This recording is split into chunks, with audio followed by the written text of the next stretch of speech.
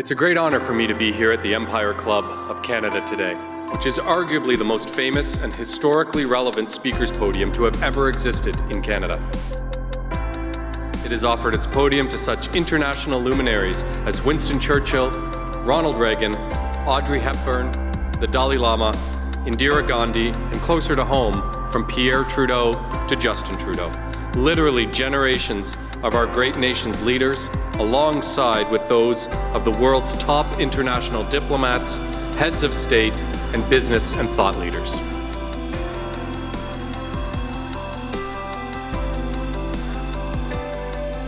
It is a real honor and a distinct privilege to be invited to speak to the Empire Club of Canada, which has been welcoming international diplomats, leaders in business and in science and in politics. When they stand at that podium, they speak not only to the entire country, but they can speak to the entire world.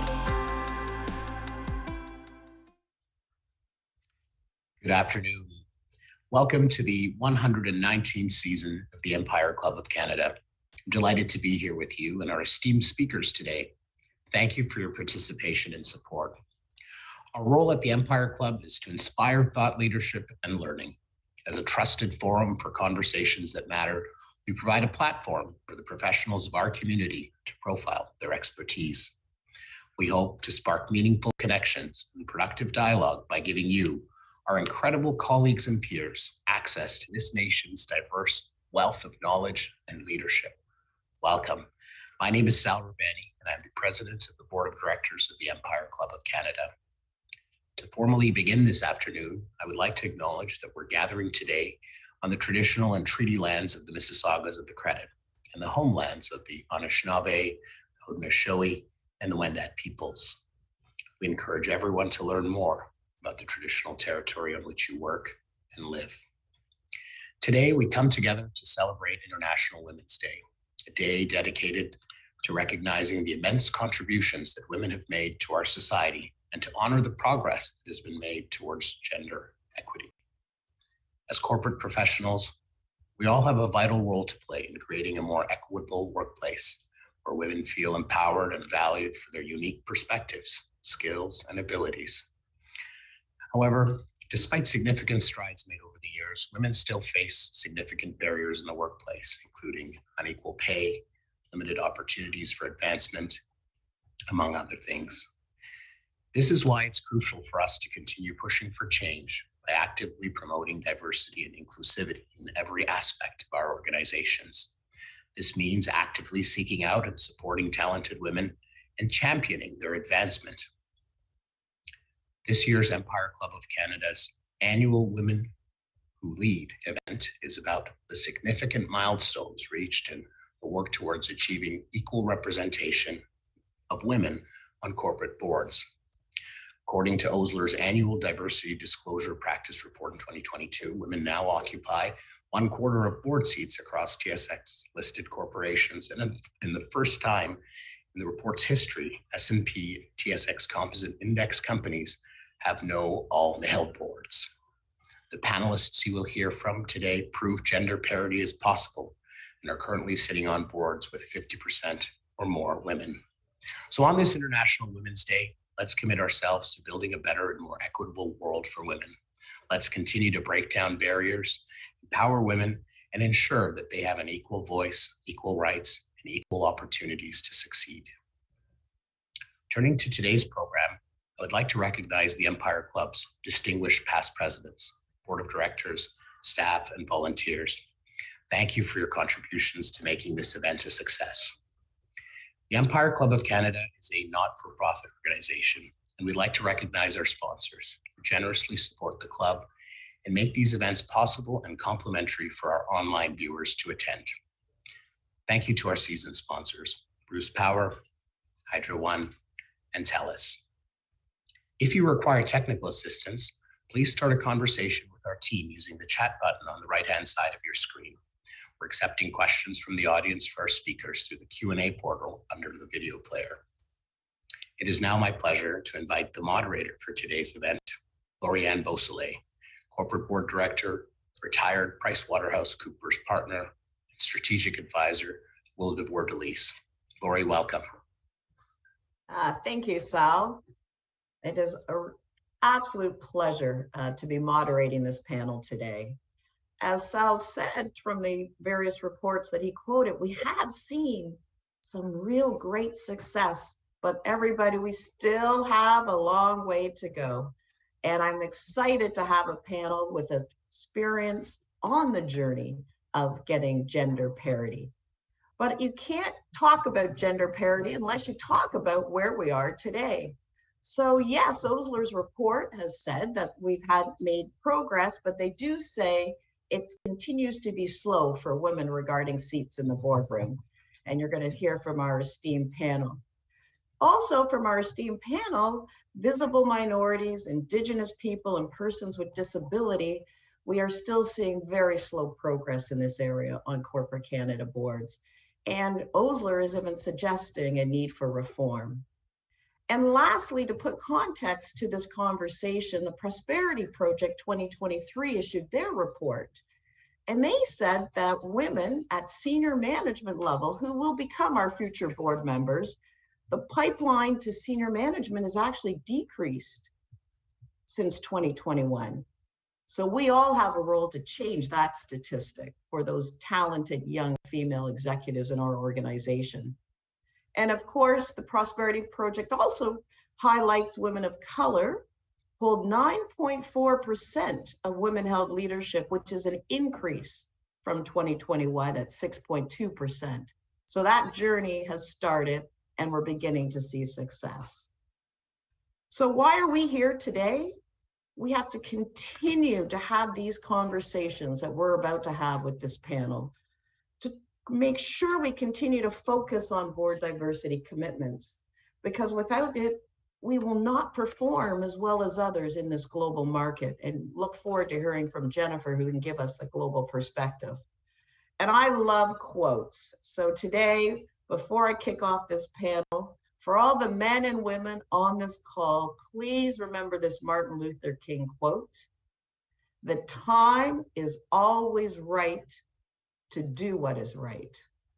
And I just can't help but not pause, because as I kick off this panel, this is the time to do what is right. Gender parity is critical for not just economic success, but for success for our female potential corporate board members. So remember that the time is right. So with that, I am going to pass it over to my esteemed panel to do some introductions. And I'm going to start off with Chi Tang. Thank you, Laurie. First of all, I want to thank Empire Club of Canada and to invite on this such an important topic to be on the same panel with this esteemed moderator and panelist. So thank you very much for that. My name's Chi. I'm a senior finance executive and corporate director with about 25 years experience. I certainly throughout my career have worked for a number of public traded and private companies. Currently, I'm the CFO of Sky Service Investment Inc., which is in the business aviation sector. Prior to my current role, I was the CFO of RioCan REIT for almost 5 years, as well as a number of other senior finance roles. I'm currently the board of director and chair of the audit committee for Dream Office REIT, which is a TSX-listed company in the office sector, as well as another TSX-listed company called Adentra, which does lots of basically wholesale distribution of architectural wood product, mainly in the US. So that's a quick introduction, and I turn the mic to the next. Thank you. And I'll turn to Stephanie. Thanks, Lorianne. And as my colleague has mentioned, I'm really honored to be joining this panel. I'm looking forward to the conversation. I think it's a really interesting one, and it had me pausing and thinking about when the first International Women's Day occurred, and I was 7 years old. And I recognize now how I stand on the shoulders of giants, and the challenges that they faced in the 1970s and the progress that has been made has been tremendous. And I think that the conversation going forward has new challenges, new areas to focus on. So I am really looking forward to that conversation. As you highlighted, Lorianne, my background now is I sit on 3 publicly traded boards,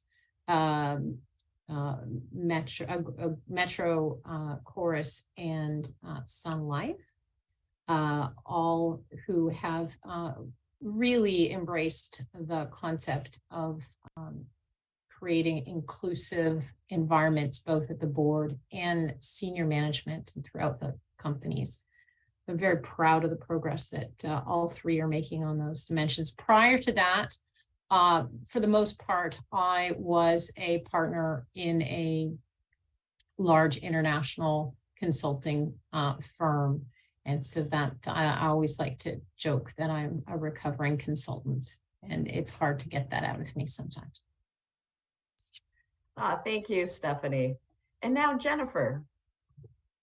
Thank you. Well, I'm just delighted to be here today talking about a very, very important topic with a great panel. So looking forward to the discussion and questions that may arise from the discussion with the audience. But my background is financial services, 25 years in financial services, most of that in capital markets, in investment banking, a little bit of time in the venture cap industry as well. I currently serve on 3 boards, 2 public, one in the insurance industry, one in the agribusiness industry, and one private in the asset management industry.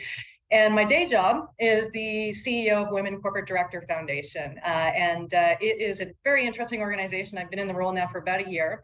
It is made up of 2,500 female corporate directors around the world on 6 continents, about half in the US, but the rest spread throughout Africa, Asia, Latin America, Europe. So these are really an incredible group of women. So I'm fortunate to go to work every day with women who've thrived in the corporate environment and who are definitely advocates for others to follow in their footsteps. Fantastic, and thank you, Jennifer. So audience, we have some conversations that's going to be held very shortly, but please send your questions. This team is so experienced, so we can pivot, because what we really want is for us to answer what's important to you. So please use that chat for questions, and I will navigate accordingly throughout the conversation. And I really want this to be a conversation. So please, I can't ask enough for you to use the Q&A. So I'm going to start off with success. Today, according to the Osler's report, we have 27 companies on the TSX 60 that have 50% or more of their board members being female.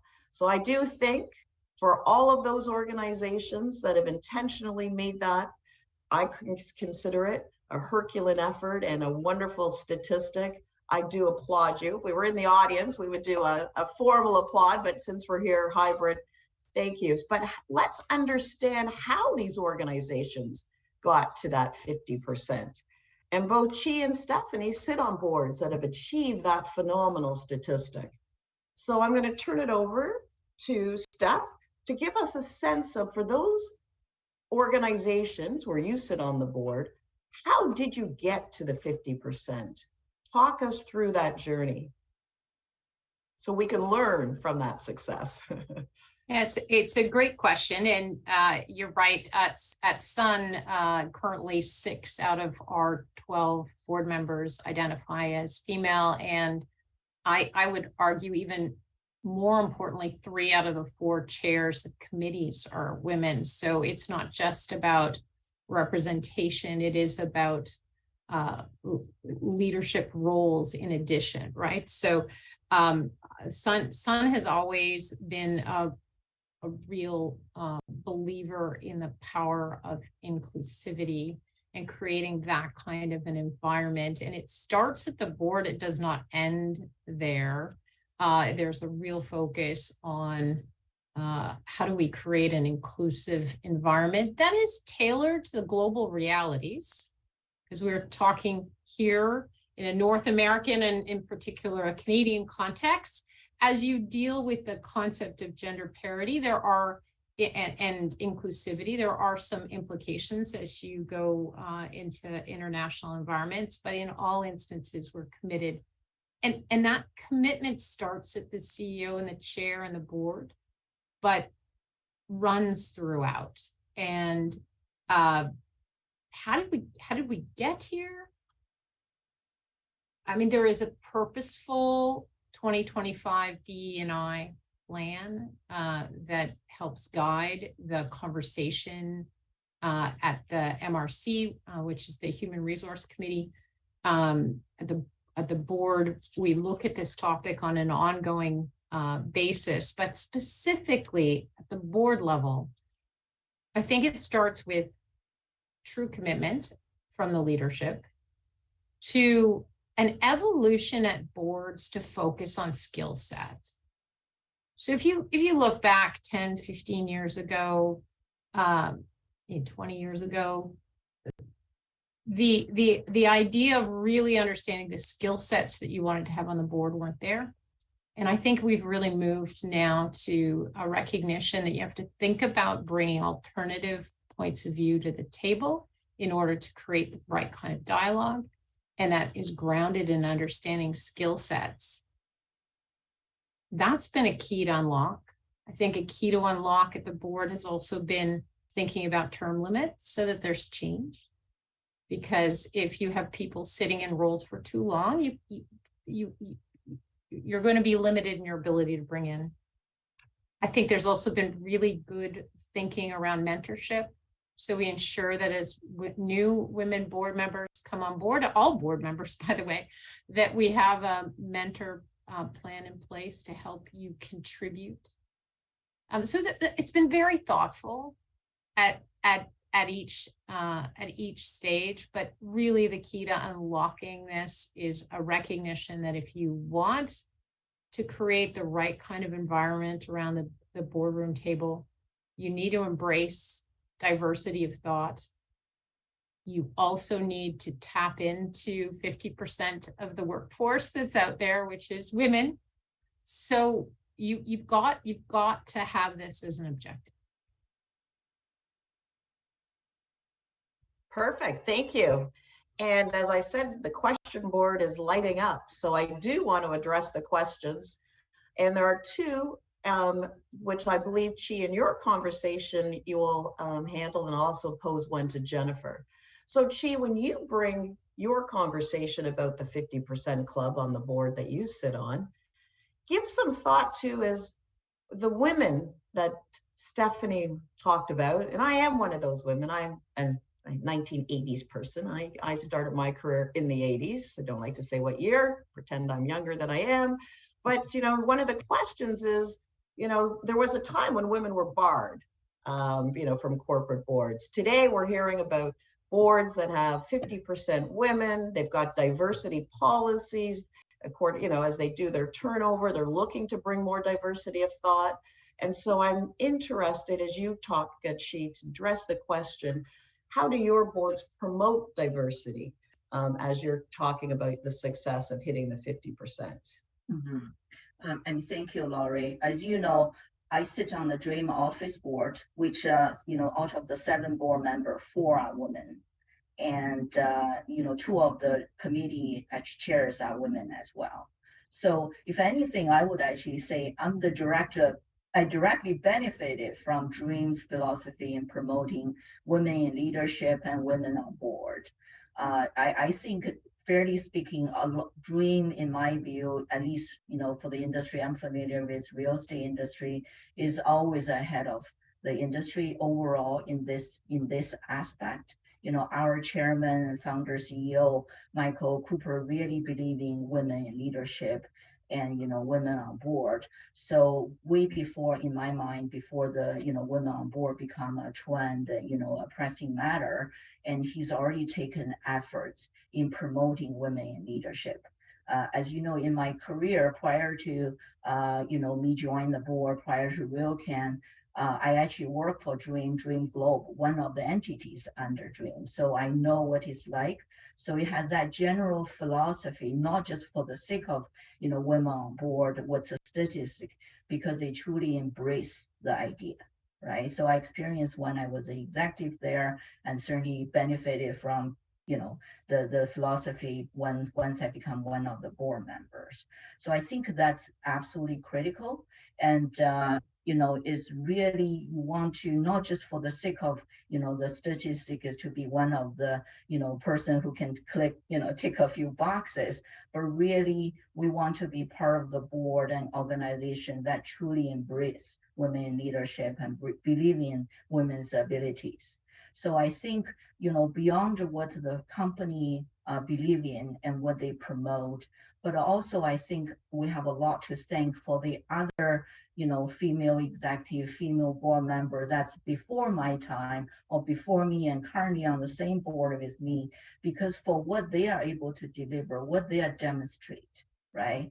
It really illustrates the ability. Frankly, in my experience, in one of the organization, not this particular board, I literally heard one of the CEO made a comment that, historically he may be a little more older school, right? And as he bring in more female executive on board and women on board, he actually particularly made a comment saying that he truly appreciated why the importance of having women on board and women in the executive team. I think that's thanks to all these women executive and board member who collectively demonstrate what we're capable of, right? I think that's absolutely critical.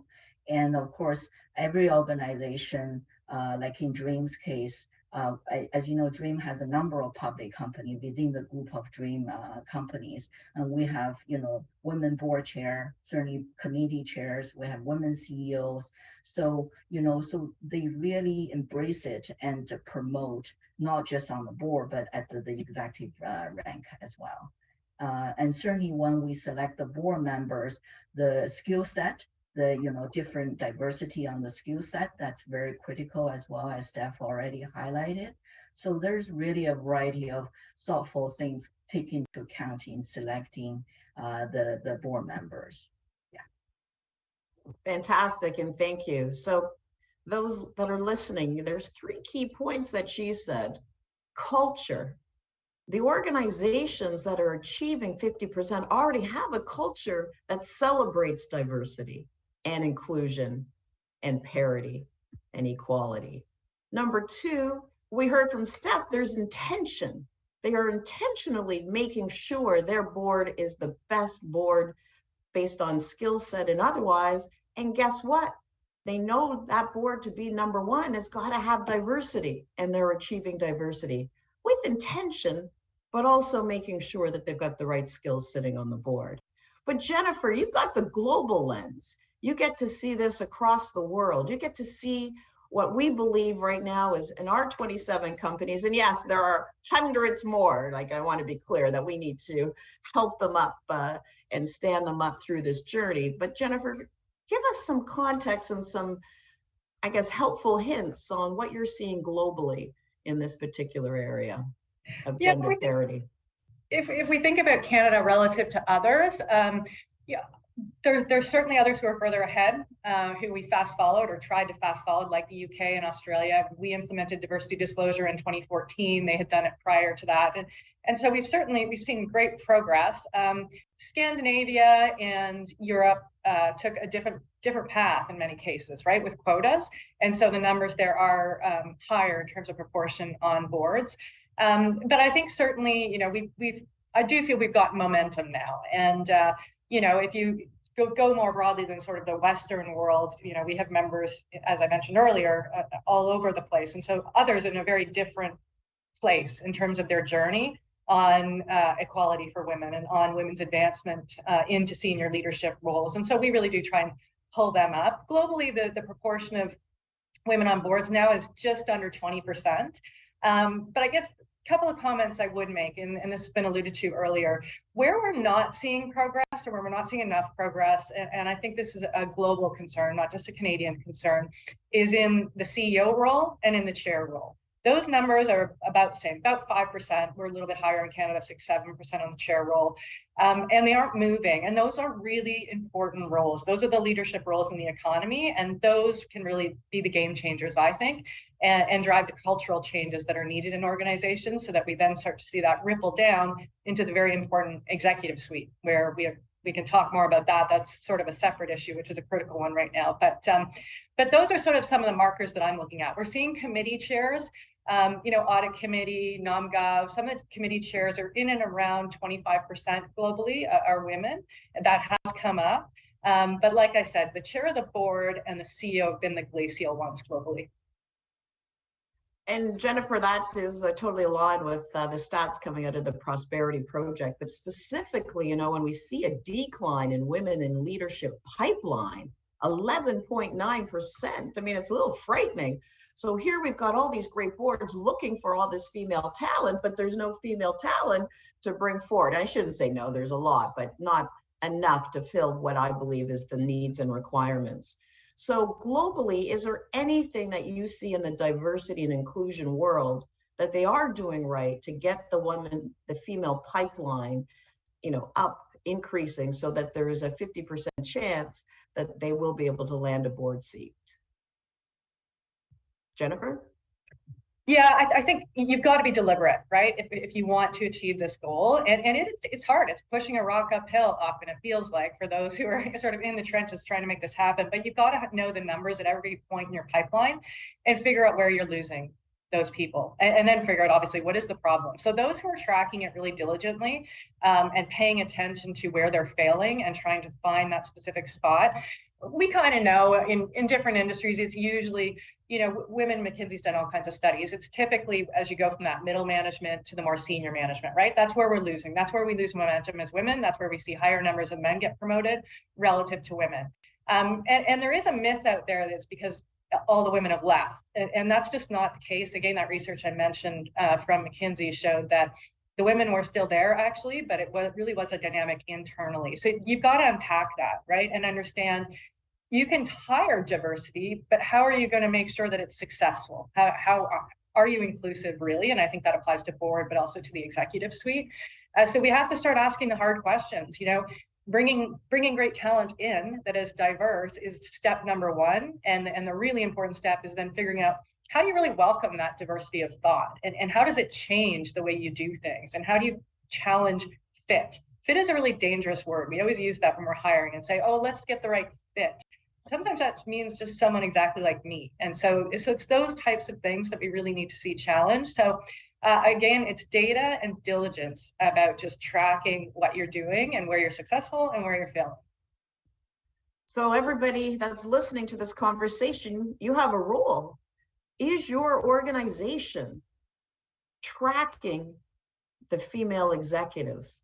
And when we do see statistics going in the opposite direction, how are we reacting? What are we doing to retain that top talent? And for those of us that are sitting on boards, are we asking the right questions? Are we getting enough depth into the understanding of that statistic that Jennifer refers to? So I think all of us, I'm going to go back to my Martin Luther King, the time is right. The time is right for all of us to start looking at these statistics, being committed to promoting and celebrating female success. But let's be clear, you don't get here without some bumps and some hurdles. We've all, during our journey, have experienced barriers. And so, Chi, could you maybe share with this group, obviously your journey as a racially diverse and gender diverse executive was not easy, but how did you overcome those barriers? And what advice can you give to those listening, both male and female? Yes, thank you, Laurie. I think in my view, and certainly from my experience, the most critical thing will be believing in yourself, right? And I believe sometimes the hurdle, certainly there is external hurdles, perceptions, unconscious bias out there. But sometimes, especially like in my own case as an immigrant, because when I came to Canada, I was already, a young adult of 21 years old. right? So there's culture differences, even though I could speak English, but with much stronger accent than I am today. But so you kind of, as much as I remember back then, as much as I believe in my, my brain power, my intellectual capability, you kind of I question myself whether how far I can really go, because, you just recognize there's undoubtedly cultural differences, right? How you adapt to a new country, new, different environment. So I remember throughout my own journey, the biggest hurdle in my own case is actually myself, is to get over that view that, okay, maybe I remember back then in my early 30s, I was already a VP, and I have so many comments from my, let's say my ethnic background, and come to me and say, oh, gee, I rarely see people your age background could go this far already. But I know in my back of mind, I thought maybe I topped it already, right? So it's that self-doubt. But as I move along in my career, I remember in the middle of my career, I became the CFO of a startup company where I literally had to do everything from deal negotiations, setting up the whole finance administration function, you name it, right? And I manage operations. And after a while, I literally tell myself, I said, forget about this. I can do it. Who said I could not be like a CFO of large corp or anything perceived? So I think once I get over that, that kind of self-doubt, I think that's make me even more confident in dealing with issues or any perception issues I had to deal with. And you just overall come across a lot more confident, right? And I think certainly step by step, and of course, come along, I always have people, whether men or women, who believe in my abilities and create those opportunities for me. And of course, sometimes I would say people create opportunities for you, but you also create opportunity for yourself. I certainly can name a few cases where I literally volunteered, especially earlier in my career, where it kind of put you on different paths, right? Which turned out to be a fantastic decision back then. So really, I would say be confident in yourself, right? Focus on what you believe in, and don't let deterred or, disappointed by certain temporary hurdles or anything. And then just focus on your goals, and of course rely on people, your network, your circle of friends and mentors, and basically deal with it one thing at a time. That's my what I have to say. No, and that's fantastic, because believing in yourself is half the battle. You've got to be confident, and you've got to, I think there's a bit of tenaciousness that is required for success. Because as we face barriers, gender, race, sexual orientation, we've got to be confident to overcome those barriers. And please, everybody, remember, we're all human. At the end of the day, we're all human beings. And when those barriers are put in front of us, they're tough to break through, and it hurts. I think, female race, it hurts. And so I think we've got to bring that human element to this conversation as well, because we can be confident in ourselves. We can have that network that's confident in us, but we need organizations to appreciate we're human beings. We're willing to grow, develop, but we need the opportunity and the support and the respect. So on that note, Steph, I'm going to change the questions a little bit, because we've got some really great questions in the chat. And I think this one really, will be great for you, because you've had an interesting journey from consultant in a male-dominated field to a successful corporate board member. And what the people in the audience want to know is, how did you do it? How did you get noticed? What is your personal brand that allowed you to get to where you are? If I'm a female starting out wanting to get a board position, Steph, give us some feedback and direction on how we can achieve success in the boardroom, AKA get a board position. Yeah, that's a question that I certainly get asked on a pretty regular basis, Lorianne, and I'm not sure there's a simple answer, but it does reflect a lot of what we've been talking about. I mean, clearly the experience set, performing at top in whatever area of business or not business. Academia can be a great source of board members, but being distinctive in what you choose to do is critical, because you do need, for a board to be successful, it's not just about diversity. It is truly about diversity of thoughts. And therefore, they should be looking at you and saying, what is the contribution you are going to make, and how is it relevant to what that company is trying to achieve? So one thing was, I found myself lucky enough to have developed an area of expertise that was relevant to what boards were looking for. In my case, it was particularly around kind of data analytics, digital marketing, which was a skill set that a number of companies desired. So that's the first thing. But the second one is back to the point of network, because particularly getting on that first board, it's challenging to break through. So what is critical is that people know of that value proposition that you bring forward. And that's where your network is really important. And I often encourage women to actually think about what they bring and who they're similar to. So for example, if I was a CPA type background, Lorianne, I might look to you and say, I have a similar background I could bring, because you're going to get the phone calls saying, I need a board member. Do you have capacity? And Lori's going to go, no, I'm too busy, but I know of. So that actually is really important. So it's understanding what you bring, what you're going to be distinctive about, and then building a network of people who are similar to you, perhaps have the experience on the board.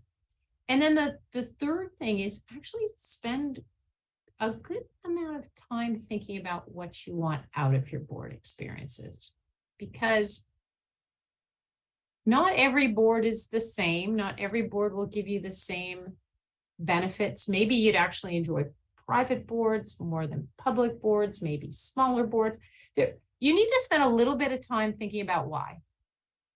Why, what will you look for? How, because in my experience, if you don't enjoy what you're doing, if you're not passionate about the companies you're working with, the people you're working with, how you're growing, you're not going to do a good job. It might look great as a storyline, but it's not going to fulfill you. So those would be my three pieces of advice. One, know what you bring. Two, find people who bring similar things and build networks. And three, spend a little bit of time understanding what you are truly trying to get out of your board experience, because it might lead you down a different path or different types of boards. No, excellent. And Jennifer, did you want to weigh in on that question as well? Sure. I mean, I would echo everything that Steph said. I think that the things I would add there are, really thinking about being strategic and thinking about what is the perfect board for me. And you may not actually get that particular one, but pick that one or two. This is the perfect board.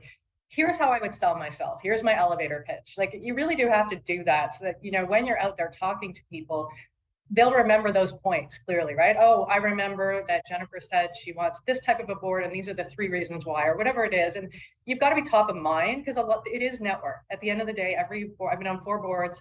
It's all network. Even the one where it was a headhunter who called me on it, she knew me outside of, she knew me. So I don't really think that's still network, right? So you've got to be thinking about that network, being strategic, like Steph was talking about what conversations, events should I be at so that I'm speaking to the right people. I know often we think it's just so much work to go out and networking, but that's how you get on board, is definitely through networks. You spend a lot of time with these people. So boards, they choose their directors really carefully. There's a lot of risk there for everyone. And so that's why, in part, it's so heavily network based in terms of how those things happen. Perfect, and thank you. So in answer to the several questions around this, what did we hear? First and foremost, focusing on what you're good at and what you're actually selling to the board. You know, and when you hand the same board resume to all boards as if they're all the same, then you're not ready, because you've got to understand each and every board and what they're looking for. They're all different, as Steph said, and they need to understand what value proposition you're going to bring. The other thing is, once you get past that kind of what's my personal brand, what am I going to offer, then have a strategy is what we heard. So get that strategy. Again, you can't be everything to everybody. Find out the area that you're passionate about. Both Jennifer, she, and Steph all talked about passion, and focus in that particular arena. But again, you need your network. And here is where women, and generally visible minorities as well, suffer because they don't have a network. They've come to this country, they've achieved success, but they didn't have those clubs. And I was fortunate, because people say, well, Lori, how did you do it? I did it because my job allowed me to meet an array of people, including the women on this panel. I wouldn't have met them through my board work or through my professional services work, but I knew the power of a network. When I had to deliver my revenue, I knew I needed that network to help me deliver. I had to be able to call up Chi and say, help. So that is so important. But we use the word network very broadly. Can we help the individuals that are interested in networking? What does that look like? Can I turn to you, Chi? What does your network look like, and how did you develop it? You said you came to the country at 21. You've got a big network. How did you do that so that some of the executives on the phone can understand such? Mm-hmm.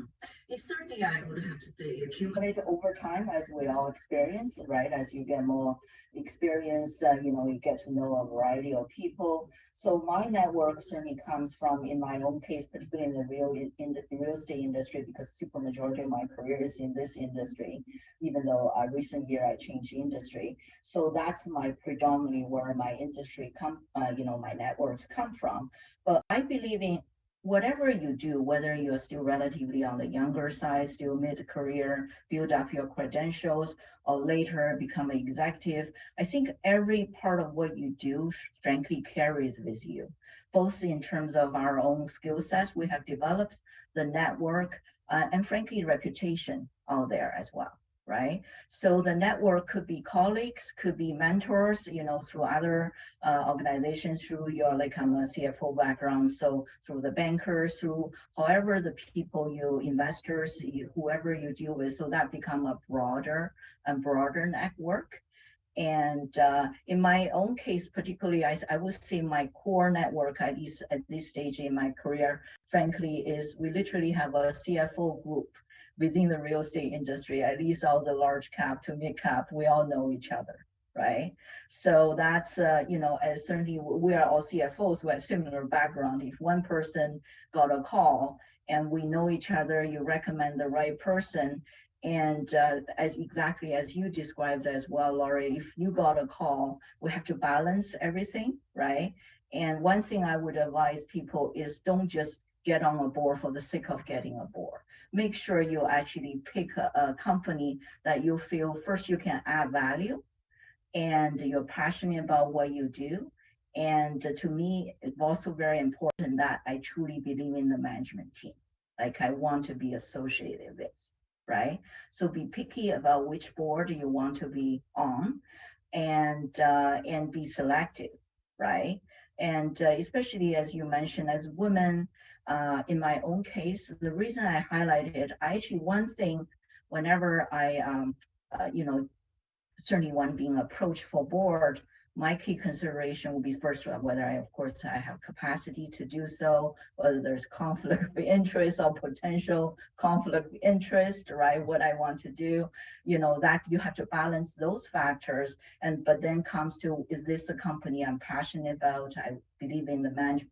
So there's all these things. But one thing I always make sure is they come to me not just because I could have a few box ticked, right?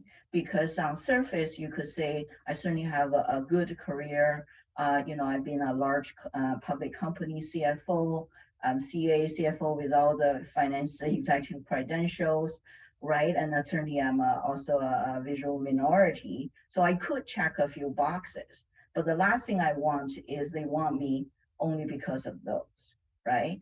And I remember in one of the conversations, frankly, the second board I joined, Dentra, that was totally, frankly, through a recruiting firm. Executive recruiter called me. I don't know them at all. I almost said no because I thought I've never heard about them, not in my industry, right? But the executive recruiter insisted and said, this is a great company, great growth story. Why not you take a look, right? So I take a look, and it certainly fascinated me for what they have been able to accomplish. So I said, okay, let's start the conversation. So that one I obtained purely through recruiting process. But I remember in the final stage, one of the questions I actually asked that board, we did the in-person interview with the entire rest of the board. I actually particularly highlight this issue. I said, look, I understand, certainly I fully believe in myself, what I can bring to this board.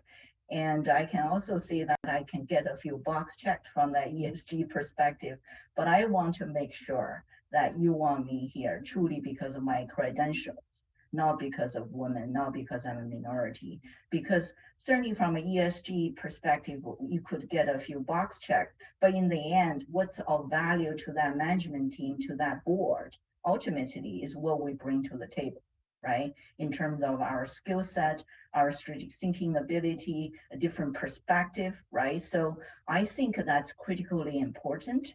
And another thing I want to add is I feel we owe it not to just to ourselves to be on the right board, but also we owe to our fellow female executive and fellow female board member, because how we behave, how we add value to a particular board speak to some extent what people view about, female executive on board.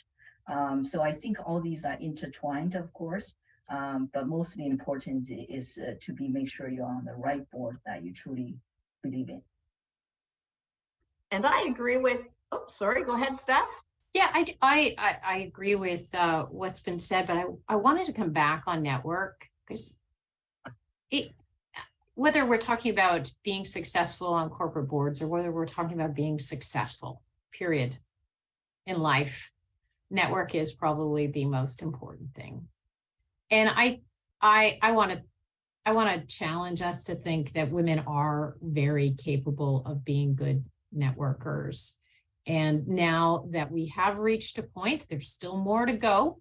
But if you're looking around, 36% or so or 30% or so of VPs and above are women. But don't think of networking as being how many cards I have in a Rolodex if I age myself, or how many people I have on my LinkedIn profile. It really is about people that can work together and support each other. It includes men and women and every other combination therein.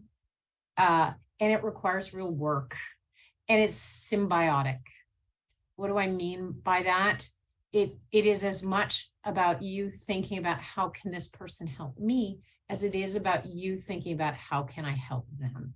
And so I just wanted to pause and reinforce, if there's one piece of advice for the young women listening on this call, it is about building, sustaining, nurturing, growing a true support network, which includes in the home, in your personal life, as well as in your professional life. Because I know I am successful because I had the support both in the professional world as well as in my personal world.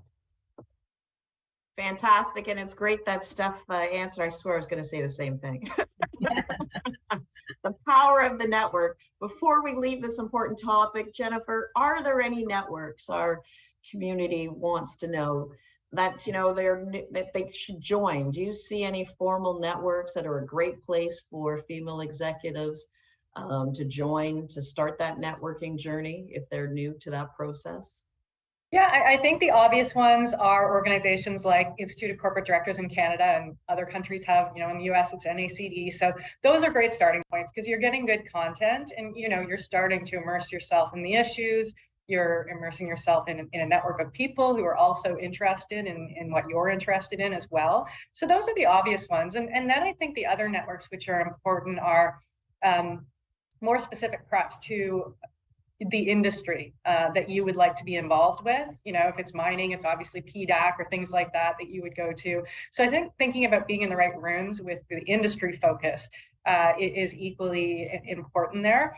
But I do encourage people to get involved with these organizations because they're a great conduit to meeting the right people and getting the right knowledge and having an understanding as well of how to position yourself properly, because interviewing for a board position is very, very different from interviewing for the executive suite. And often those nuances are holding women back from, and other people, but I've seen it with women in particular, from getting those roles because they're just not coming at that interview and thinking about the questions, both their questions and the questions they're receiving from the governance perspective, the board level, as opposed to the management level. So making sure, that you're accessing those networks, that education, I think is a really important piece too. Totally agreed, and thank you for that. In fact, we do have a question that says, I have gone to a few interviews and I haven't been successful because I don't carry a VP title. So if you listen very carefully to what Jennifer said, it's not so much the title because you're not going for a job position, but your experience. So if you don't have that SVP C-suite title, do you have the experience of leading teams? Because leadership is what you need to be a successful board member. Remember, as a board member, you're overseeing not just the strategy, financial risk, et cetera, but the CEO. I mean, it's kind of funny. You are the boss of the CEO. So to be effective in that role, you need to have some type of leadership experience. So whoever wrote that question in, I would say to you, perhaps, if you have leadership experience, that's what you should be focusing on the question versus, I'm not a VP. So always go in the positive and not the negative.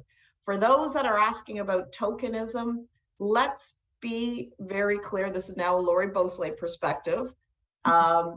When you get asked to a board and the board only wants you, as she articulated, because you're Black, Asian, a woman, and don't really care about the other skill sets, you will be set up for failure because you will not be able to be successful in that environment, no matter how excited you are about that particular position.